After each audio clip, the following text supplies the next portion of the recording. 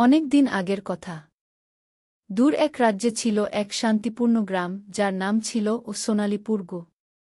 গ্রামের ঠিক পাশেই ছিল এক গভীর বন। সেই বনকে সবাই ভয় পেত, কারণ শোনা যেত সেখানে জাদুর ফুল নামে একটি অদ্ভুত ফুল লুকিয়ে আছে। কথিত ছিল যে কেউ জাদুর ফুলের পাপড়ি ছুঁয়ে তার মনের যে কোনো ইচ্ছা পূরণ করতে পারবে। তবে সেই ফুলটি পাওয়া সহজ কাজ ছিল না, কারণ ফুলটি পাহারা দিত এক দানব, যার নাম ছিল অন্ধকারের প্রহরী গু। একদিন গ্রামের এক সাহসী মেয়ে, যার নাম ছিল মালতী, সিদ্ধান্ত নিল সে এই ফুল খুঁজে আনবে। তার মা অনেক নিষেধ করলেন, কিন্তু মালতীর মন ছিল পাথরের মতো দৃঢ়।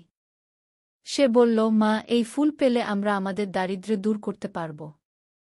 আমি ফিরে আসব, তুমি চিন্তা করো না গি। মালতী এক ঝুলি খাবার নিয়ে বনে প্রবেশ করল।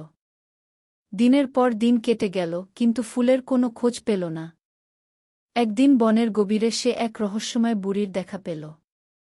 বুড়ি বলল, মা, তুমি কি খুঁজছ? মালতী সৎভাবে সব বলল।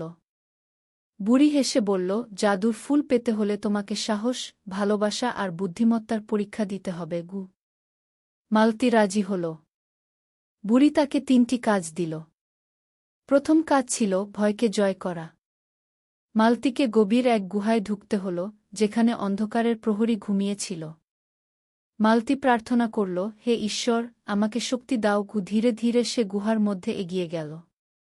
প্রহরী জেগে উঠল, কিন্তু মালতীর সাহস দেখে তার আক্রমণ করল না। বরং সে বলল, তুমি সৎ হৃদয়ের মানুষ, তুমি এগোতে পারো। দ্বিতীয় কাজ ছিল ভালোবাসা দেখানো। পথে সে দেখল এক আহত পাখি। মালতী তার ঝুলিতে থাকা পানি আর রুটি দিয়ে পাখিটিকে সুস্থ করল। পাখিটি উড়ে গিয়ে তাকে বলল, তোমার এই ভালোবাসার জন্য আমি তোমাকে জাদুর ফুলের পথ দেখাব গু। তৃতীয় কাজ ছিল বুদ্ধি খাটানো।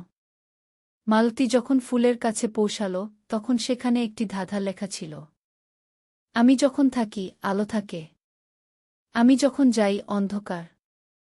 কে আমি? মালতী ভাবল এবং বলল, সোখ। ধাঁধা সঠিক হলে ফুল তার দিকে ঝুঁকে পড়ল। ফুল হাতে নিয়ে মালতী ফিরে এলো তার গ্রামে।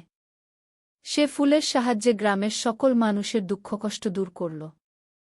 এরপর সোনালীপুর পরিণত হল এক সুখী রাজ্যে। শিক্ষা, সাহস, ভালোবাসা এবং বুদ্ধি থাকলে জীবনের যে কোনো বাধা জয় করা সম্ভব।